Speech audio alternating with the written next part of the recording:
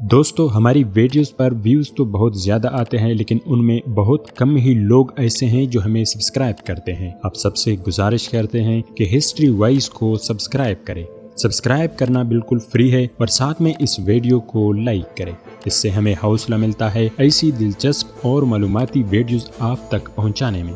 دوستو یہودیت ایک ابراہیمی توحید پرست اور نسلی مذہب ہے جو یہودی لوگوں کی اجتماع، مذہبی، ثقافتی اور قانونی روایت اور تہذیب پر مشتمل ہے۔ اس کی جڑیں کانسی کے دور میں مشرق وسطی میں ایک منظم مذہب کے طور پر ملتا ہے۔ کچھ اسکالرز کا استدلال ہے کہ جدید یہودیت 6ویں صدی قبل مسیح کے اواخر تک قدیم اسرائیل اور یہودا کے مذہب سے تیار ہوا اور اس طرح اسے قدیم ترین توحیدی مذہب میں سے ایک سمجھا جاتا ہے۔ دوستو یہودیت کو مذہبی یہودی اس عہد کا اظہار سمجھتے ہیں جو خدا نے بنی اسرائیل ان کے آباء و اجداد کے ساتھ قائم کیا تھا۔ یہ تینوں طریقوں مذہبی پوزیشنوں اور تنظیم کی شکلوں کے وسیع جسم کو گرے ہوئے ہیں۔ تورات جیسا کہ اسے عام طور پر یہودی سمجھتے ہیں بڑے متن کا حصہ ہے جسے تنخ کہتے ہیں۔ تنخ کو مذہب کے سیکولر اسکالرز کے لیے عبرانی بائبل اور عیسائیوں کے لیے عہد نامہ قدیم کے نام سے بھی جانا جاتا ہے۔ تورات کی ضمنی زبانیں روایت کی نمائندگی بعد کے متون جیسے مدراش اور تلمود سے ہوتی ہے۔ عبرانی لفظ تورات کا مطلب تعلیم، قانون یا ہدایت ہو سکتا ہے، حالانکہ تورات کو ایک عام اصطلاح کے طور پر بھی استعمال کیا جا سکتا ہے جو کسی بھی یہودی متن کی طرف اشارہ کرتا ہے۔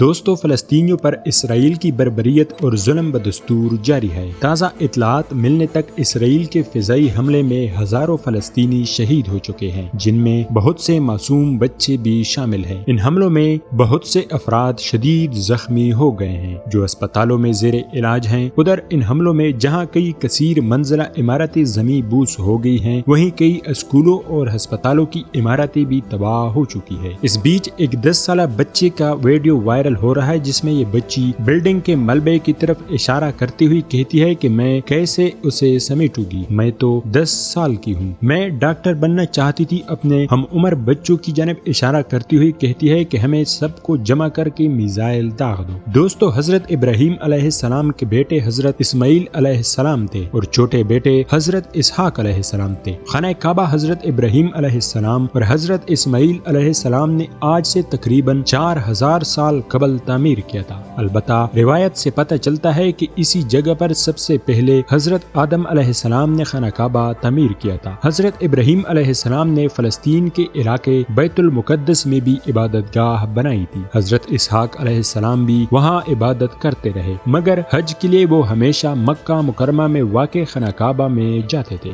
دوستو حضرت اسحاق علیہ السلام کے بیٹے حضرت یعقوب علیہ السلام تھے۔ اسرائیل حضرت یعقوب علیہ السلام کا لقب تھا۔ اسرائیل کے معنی ہے عبداللہ یا خدا کا بندہ۔ بنی اسرائیل ان کے قبیلے کو کہا جاتا ہے۔ حضرت یعقوب علیہ السلام کے بیٹے حضرت یوسف علیہ السلام تھے جو مصر کے بادشاہ بنے۔ بنی اسرائیل میں پھر حضرت موسیٰ علیہ السلام مصر میں پیدا ہوئے۔ ان کے بعد حضرت داؤد علیہ السلام صحرائی سینا کے علاقے میں پیدا ہوئے تھے جو بعد میں فلسطین چلے گئے۔ جب حضرت داؤد علیہ السلام نے انتہائی طاقتور دیو ہیکل جالوت کو اللہ کی نصرت سے غلیل سے پتھر مار کر گرا دیا تو فلسطین کے بادشاہ نے حزب وعدہ ان کی شادی اپنی بیٹی مثل سے کر دی۔ سول کے مرنے کے بعد حضرت داؤد علیہ السلام فلسطین کے بادشاہ بنے۔ حضرت داؤد علیہ السلام کی وفات کے بعد ان کے بیٹے حضرت سلیمان علیہ السلام فلسطین کے بادشاہ بنے۔ اللہ سبحانہ و تعالی نے ہوا، جن اور ہر قسم کے جانور حضرت سلیمان علیہ السلام کے تابع کر دیے تھے۔ 961 قبل مسیح سے 922 قبل مسیح کے دوران حضرت سلیمان علیہ السلام نے جنوں کی مدد سے مسجد الاقصی اسی جگہ تعمیر کروائی جہاں حضرت ابراہیم علیہ السلام نے عبادت گاہ تعمیر کرائی تھی۔ دوستو 586 قبل مسیح میں یہ ریاست 2 حصوں میں تقسیم ہو گئی۔ جنوبی علاقوں پر بابل کے لوگوں نے قبضہ کر کے عبادت گاہ مسمار کر دی اور بنی اسرائیل کو وہاں سے نکال کر اپنا غلام بنا لیا۔ اس کے 100 سال بعد بنی اسرائیل واپس آنا شروع ہو گئے اور انہوں نے اپنی عبادت گاہ تعمیر کی، مگر اس جگہ نہیں جہاں حضرت سلیمان علیہ السلام نے عبادت گاہ بنوائی تھی۔ 333 قبل مسیح میں سکندر اعظم نے اسے یونان کی سلطنت میں شامل کر کے بنی اسرائیل کو وہاں سے نکال دیا۔ 165 قبل مسیح میں بنی اسرائیل نے بغاوت کر کے ایک یہودی سلطنت کی بنیاد رکھ دی۔ 100 سال کے بعد یہودی ریاست پر سلطنت روم کا قبضہ ہو گیا۔ 70 عیسوی میں یہودیوں نے بغاوت کی جسے شہنشاہ ٹائٹس نے کچل دیا اور یہودیوں کی عبادت گاہ کو مسمار کر کے انہیں وہاں سے نکال دیا۔ روم کے بادشاہ نے یہودیوں کو شروع میں بیت المقدس آنے کی اجازت دی، لیکن بغاوت کرنے پر بیت المقدس کے شہر کو مکمل طور پر تباہ کر کے یہودیوں کو غلاموں کے طور بیچ کر شہر بدر کر دیا اور ان کا واپس بیت المقدس آنا ممنوع قرار دے دیا۔ اس کے بعد 624 عیسوی تک فلسطین پر ایرانیوں کی حکومت رہی اور بتایا جاتا ہے کہ انہوں نے یہودیوں کو عبادت کرنے کی کلی چھٹی دے دی تھی، مگر انہوں نے مسجد الاقصی میں عبادت نہ کی اور عرب عیسائیوں پر بہت ظلم کیے۔ اس کے بعد بزنطینی حکومت آئی جس نے 636 عیسوی میں مذہبی پیشوا کے کہنے پر بغیر جنگ کے حضرت عمر رضی اللہ عنہ کو محافظ اور امن کا پیامبر قرار دے کر بیت المقدس ان کے حوالے کر دیا۔ حضرت عمر رضی اللہ عنہ نے مسجد الاقصی کی تعمیر 639 عیسوی میں اس جگہ پر شروع کروائی جہاں حضرت سلیمان علیہ السلام نے تعمیر کروائی تھی۔ 636 سے 1918 عیسوی تک یعنی 1282 سال تک فلسطین پر، جس میں اردن بھی شامل تھا، مسلمانوں کی حکومت رہی۔ بس اس میں وہ عرصہ شامل نہیں ہے جس میں صلیبیوں یعنی عیسائیوں سے جنگ ہوئی۔ اس وقت تک یہودیوں کو فلسطین سے باہر ہوئے 1800 سال ہو چکے تھے۔ دوستو، بنی اسرائیل کے متعلق تاریخی حقیقت یہ ہے کہ انہوں نے بہت سے نبیوں کو قتل کیا، جن میں